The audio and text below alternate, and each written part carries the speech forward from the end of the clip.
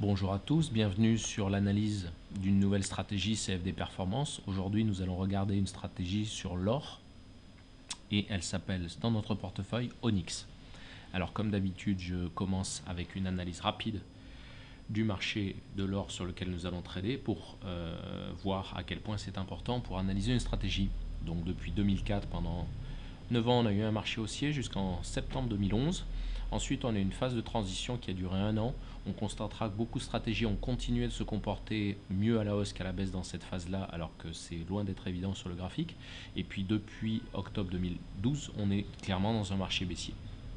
Voilà un peu pour le marché de l'or. Maintenant, regardons la courbe de performance de notre stratégie.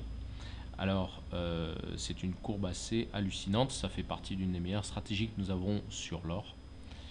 Donc, il n'y a pas grand chose à commenter. On voit qu'au départ, on a une petite absence de performance avec un manque de volatilité sur les points bas et puis une croissance exponentielle. Donc, on va tout de suite passer à l'analyse des longs et des shorts. Ici, les longs, donc les positions qui sont travaillées à la hausse. On voit qu'on a une régularité relativement significative. On a une performance qui a grossi au fur et à mesure des ans.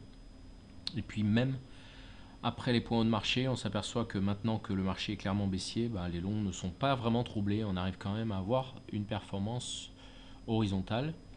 Bien évidemment sur les shorts, c'est-à-dire les positions qui sont travaillées à la baisse, c'est exactement l'inverse. C'est-à-dire que la stratégie ne fait rien tout le temps de la durée de la hausse du marché. Et puis ensuite, une fois que le marché se retourne, on a des performances très significatives sur ces positions de short. Voilà, donc on regarde le cumul des deux. La seule chose qu'on peut constater sur cette stratégie, c'est qu'on a eu deux petits accidents qui sont produits ici en octobre 2012 et puis de nouveau mai 2013 qui sont des périodes de transition avec une vitesse de marché comme on peut le constater qui est moindre maintenant avec une stratégie qui a un petit peu plus de mal, mais enfin bon, sur 10 ans on ne va pas se plaindre. Autre point important de cette stratégie, elle passe 75% du temps dans le marché, c'est beaucoup. Ça veut dire qu'il y a de la performance, mais c'est la contrepartie d'une présence très importante dans le marché. Donc c'est toujours un point important à tenir compte quand on branche une stratégie sur son compte, surtout au niveau du vécu, puisque ça veut dire qu'on va avoir des positions qui vont être très longues et qui vont être souvent présentes. Donc ça c'est très important. Au niveau de l'analyse des trades, rien de bien significatif, beaucoup plus de trades longs que de trades short, 53% de taux de réussite, 45% pour les shorts. Un average trade qui est relativement significatif en short, un petit peu moins en long, ça vient du nombre d'ordres qui est plus important.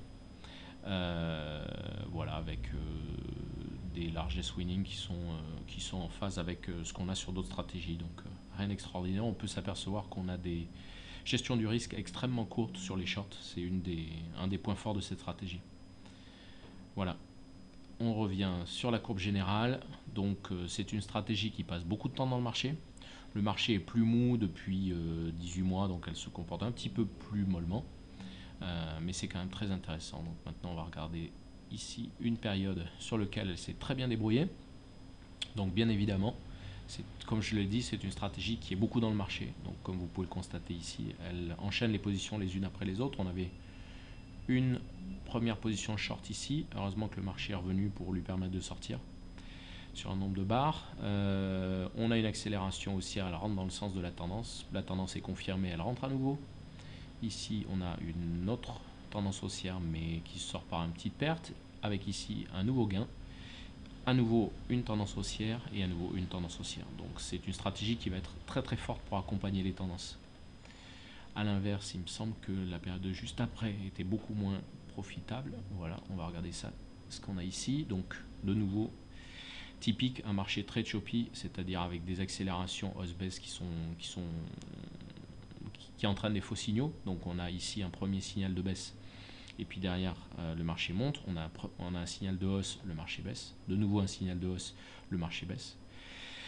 Voilà, donc typiquement le genre d'opérations qui sont perdantes sur une stratégie de tendance, mais après une fois qu'on a une nouvelle accélération, on va en tirer profit au maximum.